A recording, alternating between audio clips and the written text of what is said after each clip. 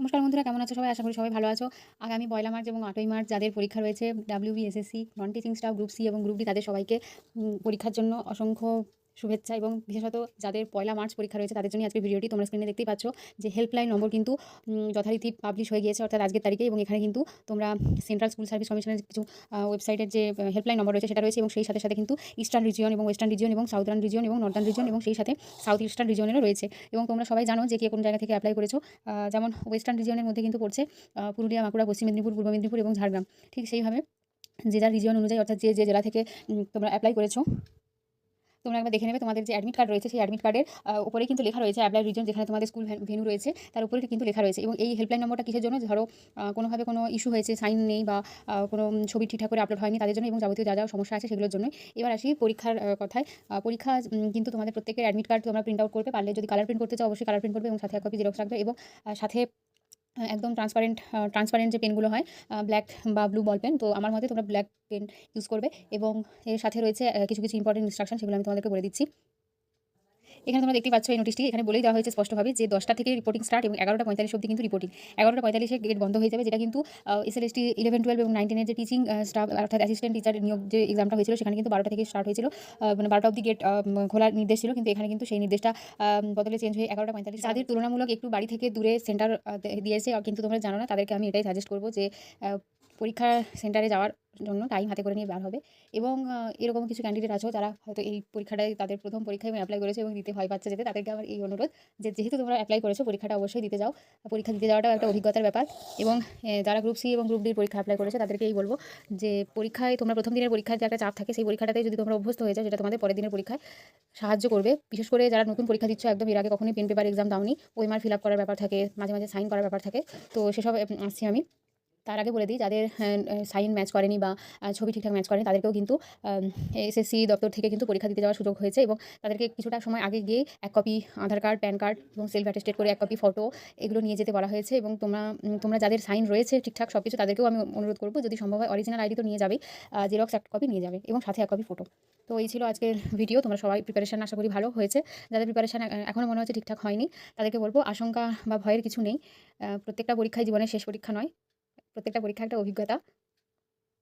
এবং এখনও আশা করি সবাই জানো, তাও আমি বলে রাখি যে অনেকের একটা ভীতি থাকে যে এখানে তো ইংলিশ আছে, এখানে তো অ্যারিথমেটিক আছে, রিজনিং আছে, আমরা কী করে ম্যানেজ করব।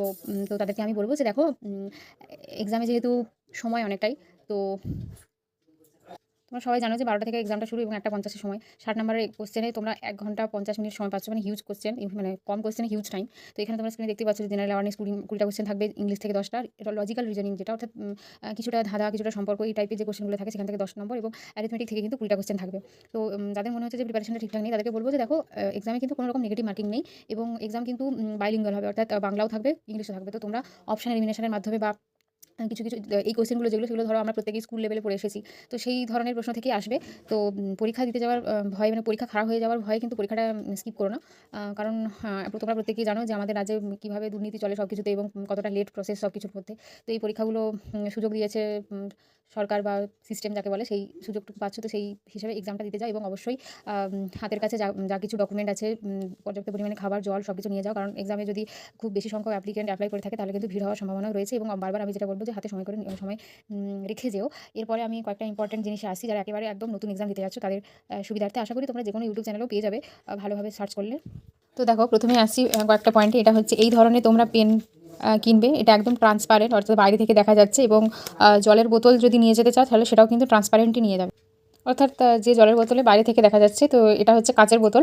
তো তোমরা যে কোনো ধরনের নর্মাল যে প্লাস্টিক ওয়াটার বটলগুলো আছে সেগুলো তোমরা ক্যারি করবে।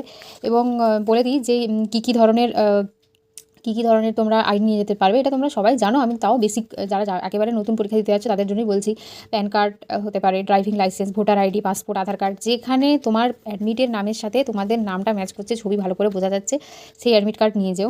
এবং যারা বিবাহিত আছো তাদেরকে আমি বলবো যে মানে রেজাল্ট মাধ্যমিকের অ্যাডমিট কার্ডটা সাথে রাখবে। এবং পরবর্তীকালে তোমাদের আইডিতে যেখানে তোমাদের হাজব্যান্ডের নামটা অ্যাড হয়েছে, তো এবং যাদের সারনেম চেঞ্জ হয়ে গেছে তাদেরকে আমি বলবো যে প্রত্যেকের ম্যারেজ সার্টিফিকেটটাও সঙ্গে রেখো।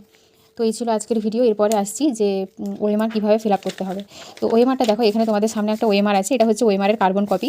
আমার কাছে এছাড়া কোনো মানে খালি ওএমআর ছিল না, তো আমি এটাই তোমাদের জন্য নিয়ে এসেছি। তো দেখো এখানে ফার্স্টে এইভাবেই স্ট্রাকচারটা থাকবে কিনা আমি জানি না। এখানে দেখো রোল নাম্বারের একটা সেকশন রয়েছে, এরপরে রয়েছে ভেন্যু কোড এবং booklet serial number, subject code. এরপরে এখানে 1 থেকে 7টা কোশ্চেন তোমাদের থাকবে। এরপরে আমি আসি, দেখো তোমাদের প্রত্যেকে মানে এক্সাম দিতে যাওয়ার আগে তো রোল নাম্বারটা মেলাবে, তো রোল নাম্বারটা তোমরা অ্যাডমিট কার্ডে দেখতে পাবে এবং সেখানে আগে ভালো করে দেখে লিখে নেবে। এবং তারপরে দেখো তোমাদের ভেন্যু কোড কিন্তু এগুলো সব কিছু তোমাদের যে অ্যাডমিট কার্ডটা রয়েছে সেখানে কিন্তু তোমরা জানতে পেরে যাবে। তারপরে ভেন্যু কোডে কিন্তু তোমরা এরকমই 4টে ডিজিটের একটা ভেন্যু কোড আছে, সেটা দেখে নেবে। এবং বুকলেট সিরিয়াল নাম্বার, এটা তোমাদের যে কোশ্চেন পেপার আছে সেই কোশ্চেন পেপারের মধ্যে দেওয়া থাকবে এবং বুকলেট সিরিজ ABCDর মধ্যে থাকবে। এবং যা অসুবিধা হবে ওখানে যে এমনি এক্সামিনার থাকবেন তাদেরকে জিজ্ঞাসা করবে। মেন যে যারা সাধারণত জানে না, দেখো এই যে রোল নাম্বার যে লেখা আছে এগুলো সংখ্যাগুলো লিখবে। এবং এখানে দেখো দেখা যাচ্ছে যে এখানে পুরো 0 থেকে 9 অবধি প্রত্যেকটা জায়গায় রয়েছে। তোমরা কীভাবে অ্যাপ্লাই করবে, এখানে দেখো 4 রয়েছে। এখানে মনে হচ্ছে যেন জিনিসটা বেরিয়ে যাচ্ছে, মানে ঘর থেকে বেরিয়ে যাচ্ছে। এই যে মানে বলগুলো রয়েছে, ধরো এখানে একটা আমি সার্কেল করেছি, এটা একটা সার্কেল আছে, ঠিক আছে। এই সার্কেলটা যেন ভালো করে আমি ফিল করি, মানে এর বাইরে যেন না দাগ হয়ে যায়, বেরিয়ে যায়। তো এটাই হচ্ছে, যদিও এই বছরের যারা এইচএস ক্যান্ডিডেট তারা এইভাবে ওএমআরআই ফিল আপ করেছে, তো তাদের ক্ষেত্রে কিছুটা অসুবিধা নয়। কিন্তু একেবারে যারা কোনোভাবেই পরীক্ষা দেয়নি, তো তাদের জন্য এটা এরকমভাবে একদম ধীরে সুস্থে পরীক্ষা দেবে, কোনো প্যানিক করার কিছু নেই। তো এইভাবে দেখো আমি যেটা বলছি, দেখো এখানে 0 থেকে 9 অবধি থাকবে। তো এখানে যাদের 4 আছে, 4-এ দেখো এখানে তোমাকে নিজে থেকে মেলাতে হবে। এখানে 4 আছে মানে সঙ্গে 4 বসাতে হবে। তুমি যদি এই 4টা এই গোলে বসিয়ে দাও তাহলে কিন্তু তোমার খাতাটা ক্যান্সেল হয়ে যাবে, আর কোনো তুমি সঠিক অ্যান্সার করলেও তোমার খাতা চেক হবে না। কিছু পারো আর না পারো খালি খাতা রেখে আসো, কিন্তু এই রোল নাম্বার, ভেন্যু কোড, এই উপরের অংশটা কিন্তু তোমরা ফিল আপ করবে। এবার আমি জানি না যে আমাদের এই পরীক্ষাটার ওএমআরটা কীরকম হবে, আমার কাছে এটা একটা জাস্ট স্যাম্পেল ছিল ওএমআরের, সেটা আমি তোমাদেরকে দেখাচ্ছি। এবারে দেখো এখানে হচ্ছে 2 আছে, তো 2টা এখানে হচ্ছে তোমরা এইভাবে ভালো করে পড়বে। 2 মানে যেখানে 2 আছে তো 2 দেখে বসাবে। এখানে পুরো ইংলিশ লেখা আছে, তো এরকম আশা করি কেউ নেই যে ইংলিশ লেখাটা জানে না, মানে 0 থেকে 9 অবধি কেউ জানে না। তো যেখানে আছে সেখানে দেখে এইভাবে বসাবে। এইভাবে বসালে জিনিসটা যে ধরো 1 আছে, এবার 9 আছে কোথাও একদম লাস্টে, এইখানে তোমাদেরকে বসাতে হবে। 0 ঘরে 0 বসাবে, 2 ঘরে 2 বসাবে। যেখানে যা লিখেছো সেই নিচের অনুযায়ী বসাতে হবে। এইভাবে যেটা মনে হচ্ছে, ধরো কোশ্চেন আছে, কোশ্চেনে হচ্ছে প্রথমেই সব কিছু অ্যান্সার মার্ক করার দরকার নেই। প্রথমে হচ্ছে সব কটা মার্ক করে নেবে। ধরে নাও 7টা কোশ্চেন আছে, তো তোমার যদি মনে হয় যে প্রথমবারে যে কোশ্চেনগুলো তোমার মনে হচ্ছে যে একবারে তুমি পেরে যাবে, প্রথমবারে যখন যদি মনে হচ্ছে যে আমি জানি না যে কীরকম প্রশ্ন ছিল আজকের ভিডিও, এরপরে আসছি যে কোশ্চেন কীরকম থাকবে আমরা তো জানি না।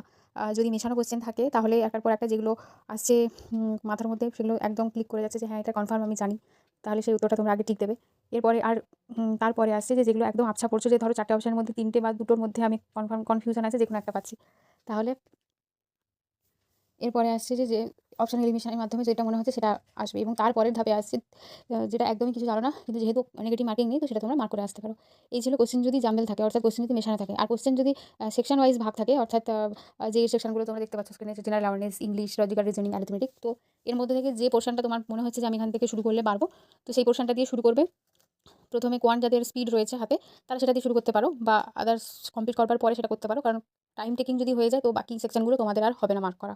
তো এটাই ছিল আমার সাজেশন। এরপরে তোমরা অবশ্যই মক টেস্ট দিয়েছো, জানো যে কোনটা কতটা টাইম টেকিং হয়, সেই হিসেবে তোমরা অবশ্যই পরীক্ষা দাও। আমি বলছি বলে যেভাবে অ্যাটেম্প করতে হবে এরকম নয়। তো এই ছিল আজকের ভিডিও।